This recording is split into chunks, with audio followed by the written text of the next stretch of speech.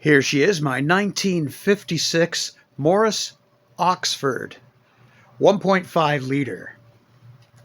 So, as you can see, most of the chrome's there. There are some pieces that I have actually off in the garage. Yes, that little hole down there is for a crank.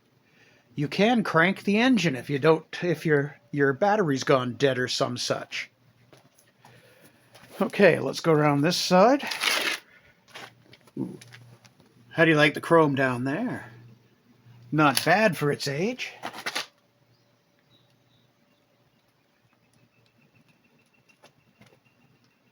Here we are. She's a good looker. The metal is pretty darn solid. You can see surface rust, but that's all there is.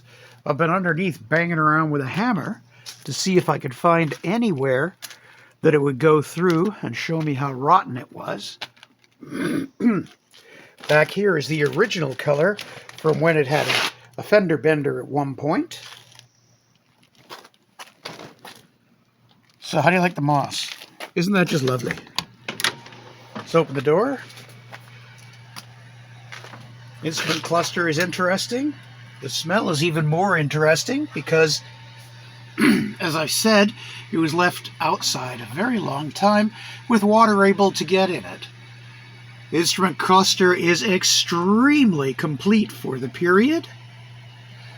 A lot of the buttons I don't know. Wiper, choke, P, L, heater, and you pull that out to start. The key just turns on power. Then you pull out the little one over here to start it. There are two glove compartments. I have the covers for them, though I'm going to have to rebuild them. They are wood and very nice veneer. This is what happens to a leather seat if you let it rot for 20 years. The back, well, it's better, much better. Don't that I'm going to bother to salvage any of that. What else can I say about the interior? It has one thing I like. I miss a high-low beam dip switch.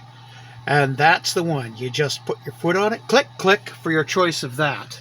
Don't like the Japanese method much. And there's no armrests. They just didn't use them at the time. This little strap here is used for closing the door. Here's your door handle, completely seized at the moment, but I can deal with all that. Not a big deal. Windowlets, window lights, whatever you want to call them, open them up. They are your air conditioning. Not bad. Let's go around to the boot. As you can see, it had a collector plate on it when it was laid up. Let's close that quickly. And here we are. This is one very deep boot. I think we could fit 2, maybe 3 bodies in there if we tried. Anybody have any idea where rating trunks by bodies came from? I've been using it since I was a kid, and I know lots of other people who use it too. So the gas tank's out in the carport right now. Let's close this back up. I have to do some work on it. This was the culprit where the rain came in. It had been taken out. It is, of course, the gas spout filler. It had been taken out right from the gasket there, so all there was a hole. Water getting inside, rotting everything.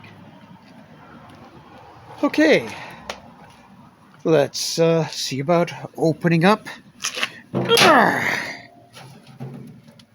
Right, I'm going to have to put the phone down a sec, sorry.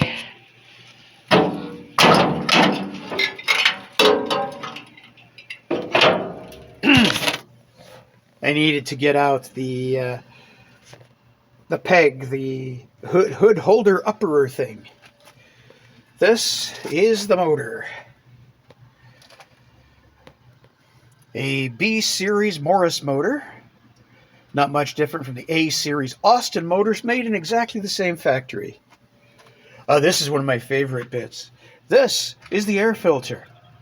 They put oil in the things with a metal mesh, and you just clean the mesh on occasion. A very messy job. I'd really rather the paper ones.